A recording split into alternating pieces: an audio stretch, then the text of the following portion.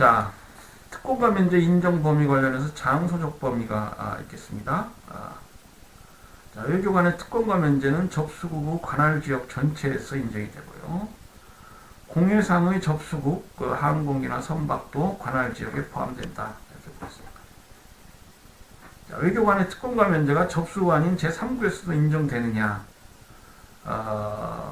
이런 문제가 있는데, 외교관이 부임하거나 귀임하기 위해 제3국을 통과하거나 일시 체류하는 경우에 필요한 면제가 부여돼야 한다. 이것이 이제 통설적 견해고요. 이러한 법리는 별도로 여행하는 가족에게도 동일하게 적용된다. 이렇게 봐야 되겠습니다. 다만 외교관이 부임이나 귀임을 위해 제3국을 통과할 권리가 있다고까지는 인정되지 않는다. 이렇게 봐요. 그러니까 이 말은 뭐냐면 제3국이 외교관의 통과를 허용할 의무는 없다는 것이죠. 다만 이를 허용한 경우에는 필요한 불가침과 면제를 부여해야 한다라는 것입니다. 외교관이 불강력적 사유로 제3국에 들어간 경우에도 동일한 대우가 부여된다.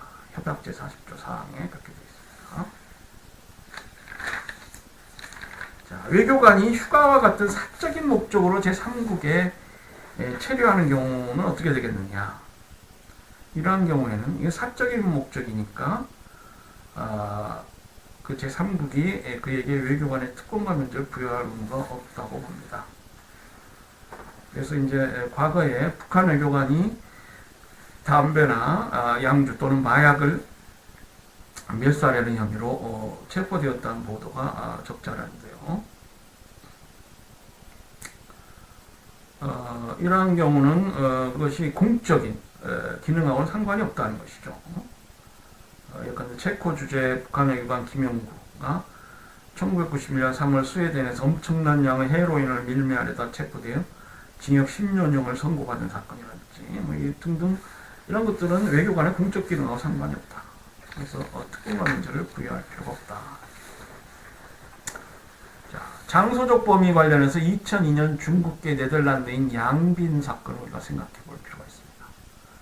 이 중국계 네덜란드인 양빈은 북한 외교관이에요.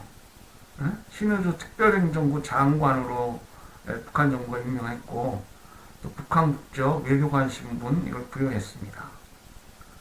그런데 2002년 10월 4일 중국 관원이 탈세 등의 혐의로 중국에 체류중인 그를 체포한 바 있습니다. 그리고 후일 유죄 판결도 받았어요. 이 외교관이긴 하지만은 이게 지금 중국 이 접수국이 아니에요. 중국에 파견된 북한 외교관이 아닙니다. 단지 외교관 신분만을 가지고 있을 뿐이에요. 그렇기 때문에 비엔나 협약이 적용되지 않고 비엔나 협약상 외교관으로서의 특권과 면제를 보장받지 못한다. 그렇죠? 그리고 외교관계에 관한 이제 비엔나 협약 제26조 그 쌍둥이 협약이라고 할 수 있어요. 뒤에 나오겠습니다만 영사관계에 관한 비엔나 협약 제34조를 보면은 그러니까 접수국은 공관원에 대해 이동과 여행의 자유를 보장해야 한다. 이렇게 하면서 다만 국가안보를 이유로 한 출입 제한 구역을 설정할 수 있다. 이렇게 규정하고 있습니다. 그래서 과거 한국과 러시아 간에 이렇게 상호 출입 제한 구역을 설정한 그런 사례가 있었어요. 그러니까 정식으로 외교 관계가 수립되지 않는 그런 시절에 지금은 이런 출입 제한 구역이 없습니다. 한국과 러시아 간에 그런 출입 제한 구역 설정 시절이 있었고요.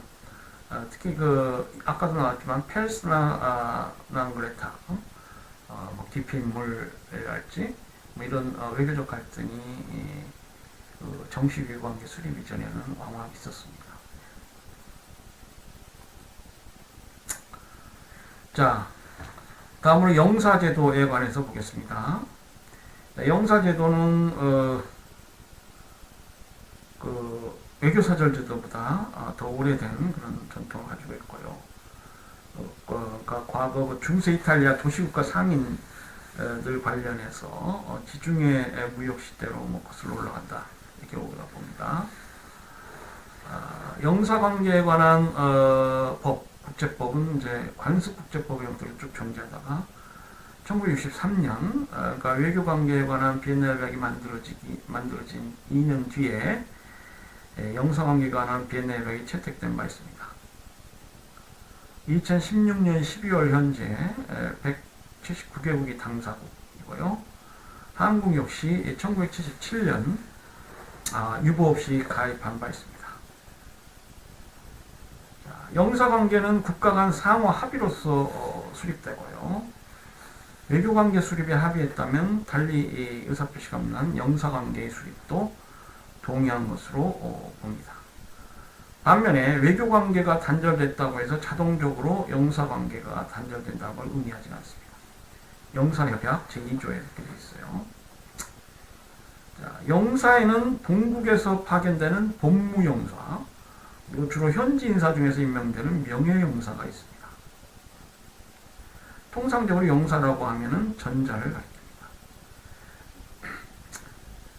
명예영사는 대개 별도의 개인적 직업을 갖고 임명국의 홍보나 사증 발급 등 최소한의 공적 임무만을 수행하게 됩니다. 영사기관장 계급에는 총영사, 영사, 부영사, 영사대리 4종이 있습니다. 제9조에 그렇게 되어 있어요. 영사 간의 석차는 제1차적으로 계급순이고 동일 계급 내에서는 영사 인가장을 반급받은 순서에 따르게 됩니다. 그리고 명예영사는 법무영사보다 후순위로 되어 있습니다. 16조에 이렇게 되어 있어요. 파견국은 영사위임장을 발급하고 영사기관장의 자격을 증명합니다. 접수국은 영사인가장을 발급해 그 직무 개시를 공식 인정합니다.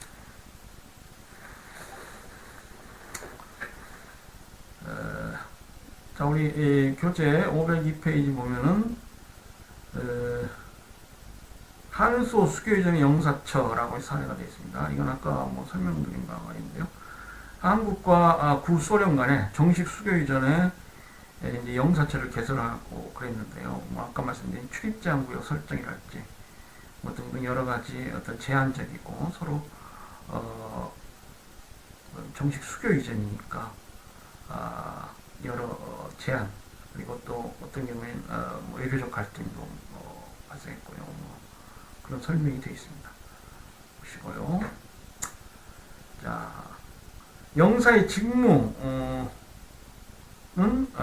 아까도 뭐 말씀드렸지만은 비정치적이고 주로 사법적 이해관계와 관련된 어떤 지원 업무를 맡습니다. 협약 제5조에 이 영사의 직무가 규정되어 있어요. 보면은 접수국 내에서 파견국과 그 국민의 이익을 보호한다. 또 파견국과 접수국 간 통상, 경제, 문화 및 과학 관계를 발전시키고 우호 관계를 촉진한다. 그리고 접수국 사정을 조사해서 이를 본국 정부에 보고하고 정보를 제공한다. 자국민에 대한 여권 발급 및 타국민에 대한 입국 사증을 발급한다. 뭐 등등 12개항 12번째를 보면은 자국 선박, 항공기 및 그 승무원에 대한 원조와 분쟁 해결을 위한 지원을 한다. 12개 항이 이렇게 열거되어 있고요. 접수국은 영사의 기능 수행을 위해서 충분한 편의를 제공해야 한다. 28조 이렇게 되어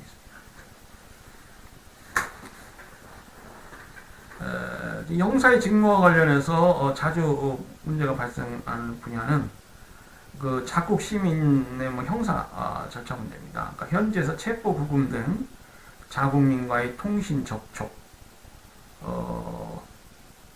랄지 우리 그 국내 헌법들을 보면은 변호인 접견권 있잖아요. 그래서 이제 적법 절차가 제한예가 됐고 이런 변호인의 조력을 받아야 되는데요. 지금 이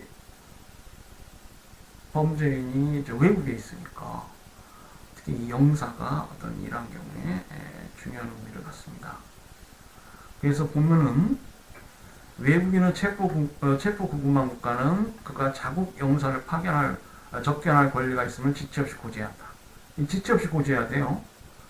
뒤에 사례를 보면은 FBI, 그러니까 미국 관련한 사례인데요. 체포 후 40시간 이후에 그 접견권을 통보인 고지했는데 그게 국제사법재판소에서 즉시 통보한 게 아니다. 뭐 그런 위법하다, 국제법 위반했다 이런 설례가 있습니다. 체포 구금된 자가 그 사실을 자국 영사기관에 알려주기를 요청하면 현지 당국은 또한 이를 지체 없이 통보해야 한다. 영사관원은 구금된 자국민을 면담하고 그를 위한 법적 조치를 주선할 수 있다. 이렇게 되어 있습니다.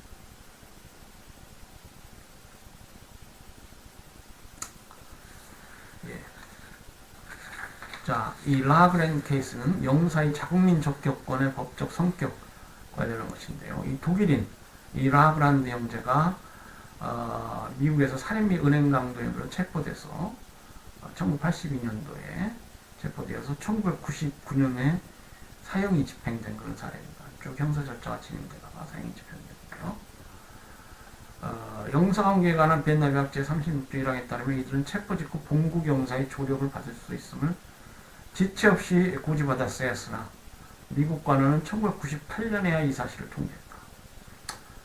독일은 미국이 이 사건을 처리함에 있어서 비엔나 협약을 위반했다고 주장하며 ICJ에 제소했다.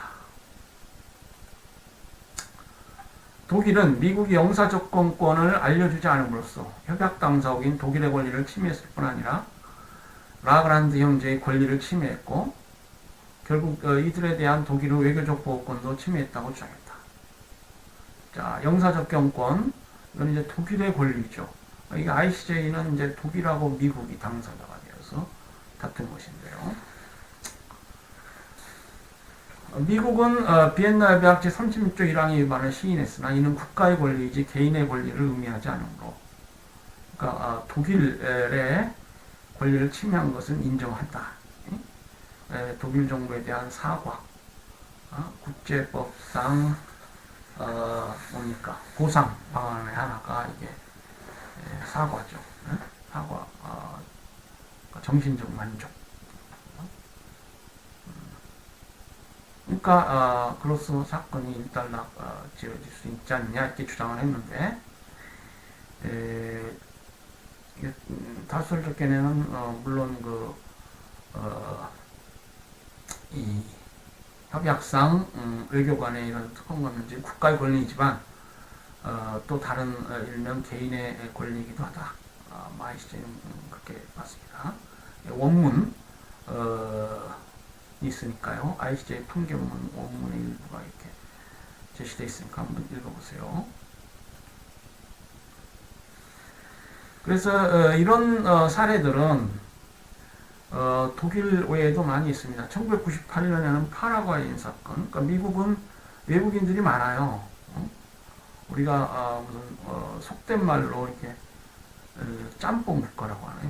뭐라고 그러더라고요. 복합.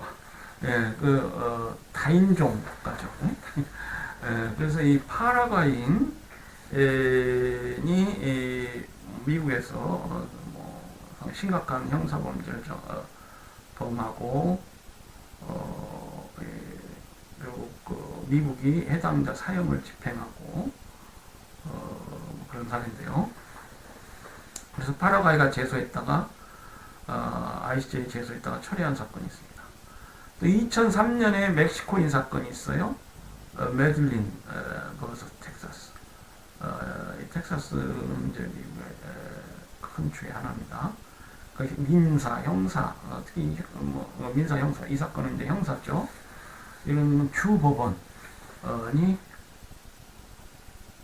당사자고, 이건 하비어스 코르푸스랄지 연방 사형제도 관련한 연방 헌법 문제 이런 것들 연방 문제가 있기 때문에 이 연방 법원이 다시 제 4심으로 이제 관여를 합니다. 보통 3심제잖아요. 3심제니까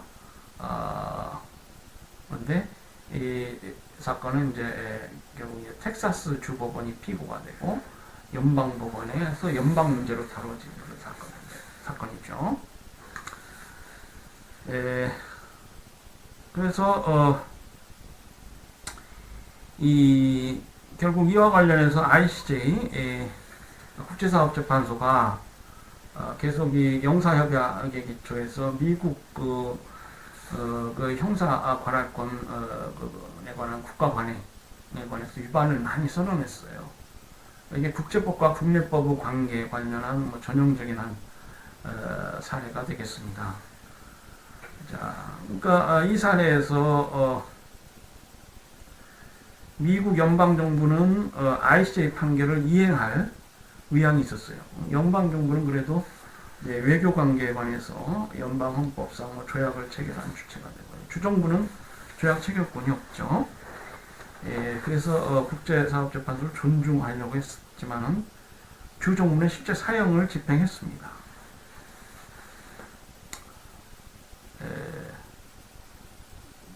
그래서 결국 연방정부 또 미국 대통령도 주에 대해서 ICJ 판결을 강제할 권한이 없다.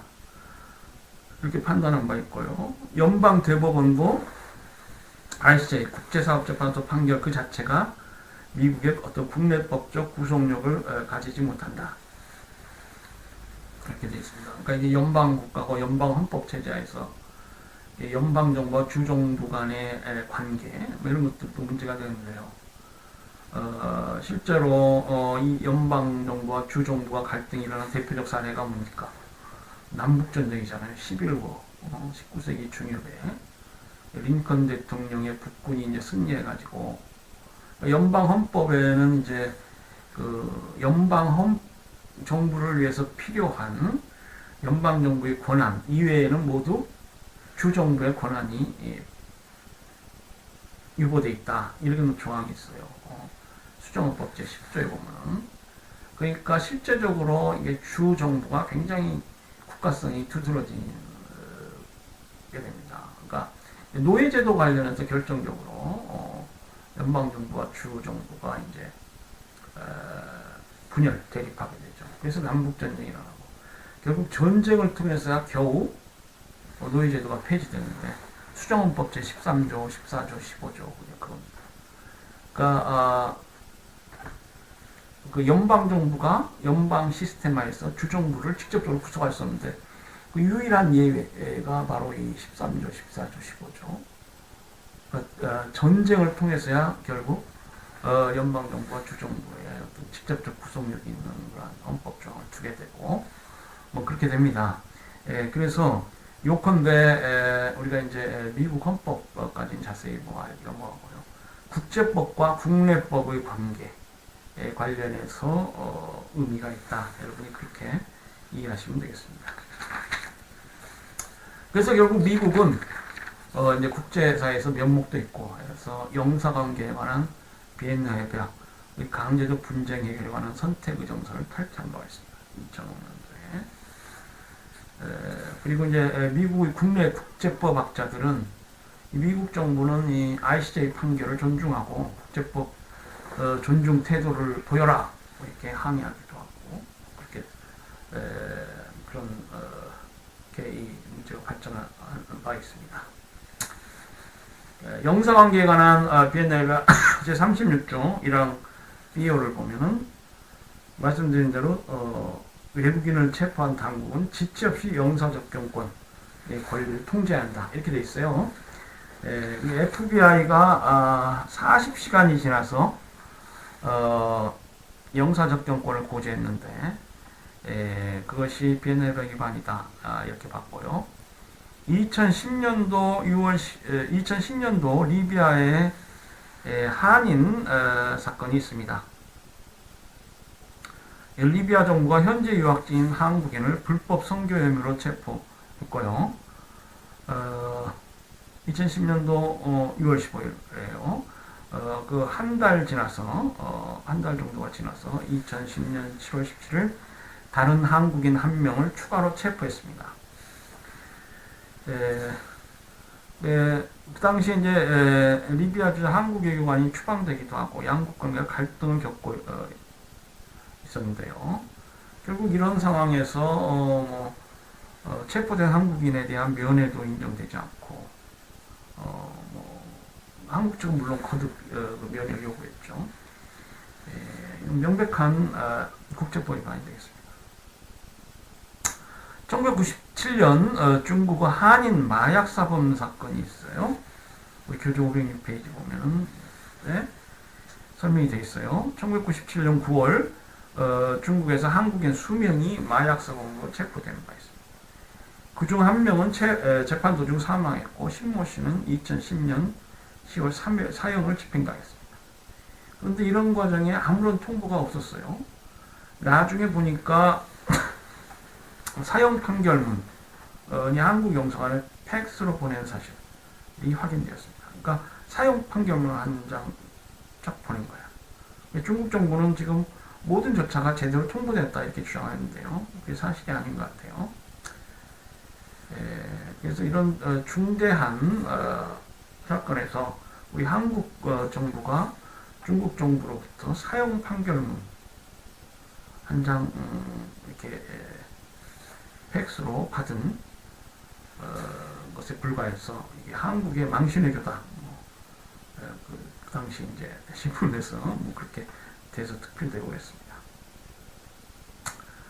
자, 그 영사협약상 이제 영사접근권 고지는 체포 구금의 경우인데요. 외국인 보호소에 외국인을 보호하는 경우. 우리나라도 이제 법무부가 외국인 보호소에 외국인을 보호하는 경우가 있습니다.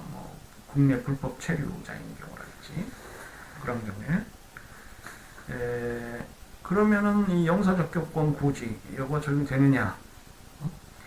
그러니까 현행 출입국관리법상 이 외국인 보호소에 보호하는 경우 형사상 구속으로 간주되지 않는다.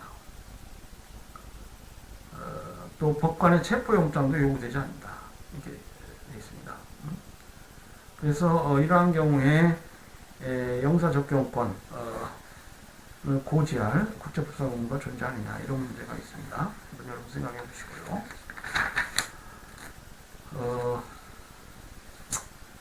다음으로 교재에 보면은 이제 508페이지인데 황장엽 사건이 있습니다. 황장엽 사건과 영사관의 불가침이라고 해서 설명이 되어 있는데 이 황장엽은 이제 북한 노동당 비서죠. 그러니까 굉장히 고위직입니다. 북한 같은 경우는 이게 공산주의 국가니까 정부 관료보다도 이 노동당 핵심 인사들이 권력의 중심에 있죠. 그러니까 북한 노동당 비서라고 하는 굉장히 중요한 인물인데 이 중국을 방문하던 도중 1997년 2월 12일 북경 시내의 한국 영사관을 방문 귀순 의사를 표명했습니다. 북한 요원들은 한국 영사관을 포위하다시피 해서 수차례 강제 진입을 시도했으나 중국 관원에 의해 제지당하고 이런 삼국 간의 어떤 갈등 상태에 이제 놓이게 되는데요. 그 영사협약상 이 우리 한국의 영사관전은 불가침이죠. 그래서 한 달 이상을 이 황장엽이 한 달 이상을 한국 영사관에 체류하다가 결국 그 제3국인 필리핀으로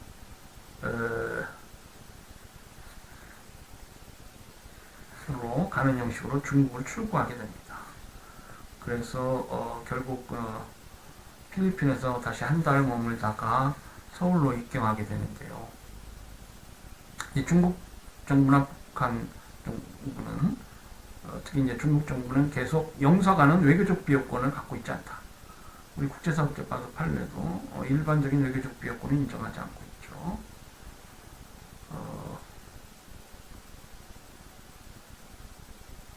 그렇기 때문에 그 영역국인 중국이 관할권을 갖는다.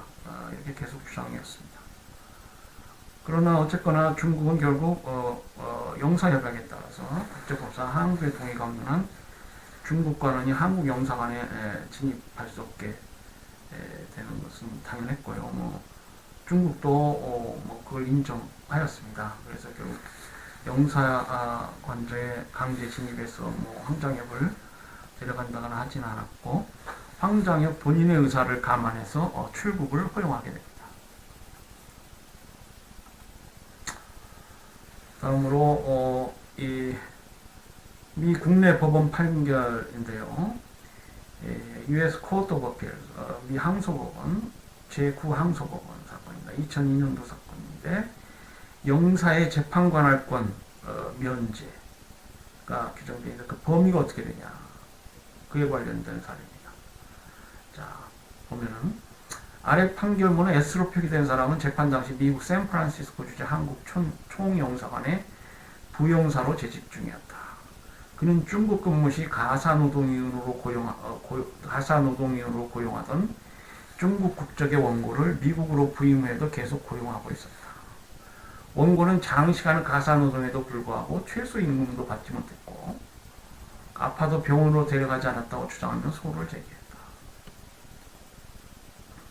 이에 대해 피고는 원고를 고용하고 감독하는 것은 영사의 직무의 일부이며 자신은 한국 국가기관으로서 주권 면제를 향유하므로 미국 법은 이 사건에 대하여 관할권을 갖지 못한다 라고 주장했다. 자, 주권 면제를 향유할까요? 이게 공적인 행위인가요? 상업적 예외에 해당이 될까요?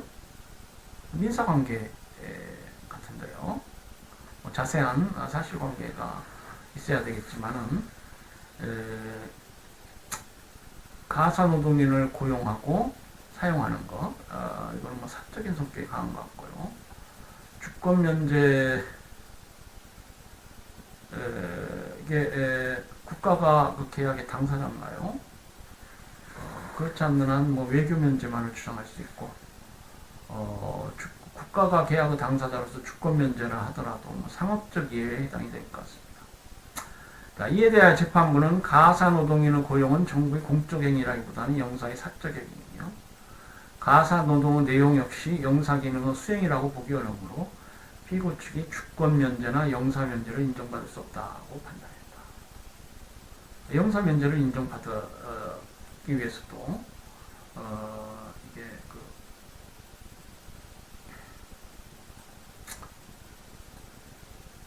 공적인 행위야 되겠죠.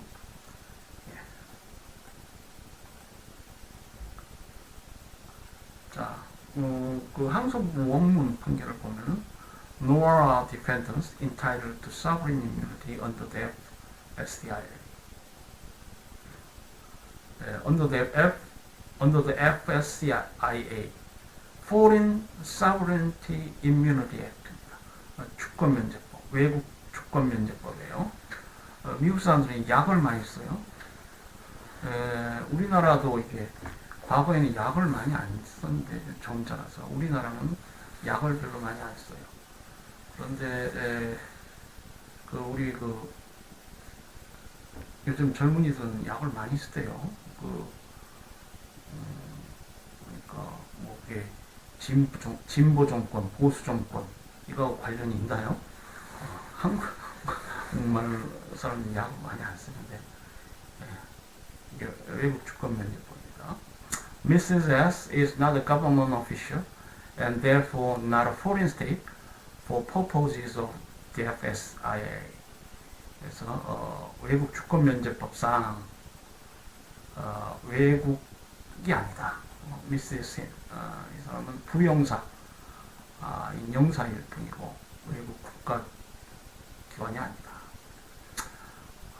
Mr. Shin was not acting within the scope of his official duties by employing plaintiff by plaintiff. 그래서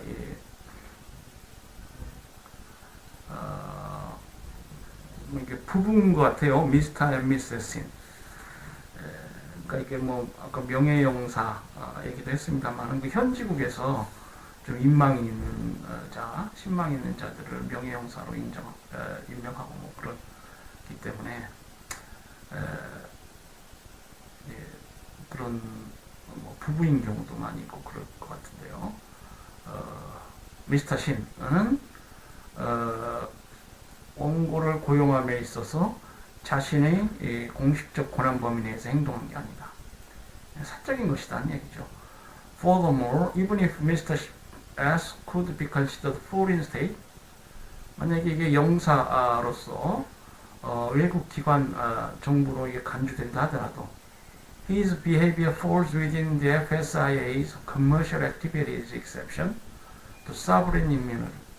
그의 행동은 외국 주권면제법상 상업적 예외에 해당이 된다. 이런 판례입니다. 예. 네. 오늘 준비한 것은 여기까지입니다. 다 하지 못한 것은 여러분이 교재를 통해서 좀 보완하시고요. 자, 오늘 수업은 여기까지 하도록 하겠습니다. 예. 코로나 바이러스 이겨낼 수 있습니다. 예, 힘내시고 우리 국제법 열심히 공부하시기 바랍니다. 예, 다음 시간에 또 뵙겠습니다. 안녕히 계세요.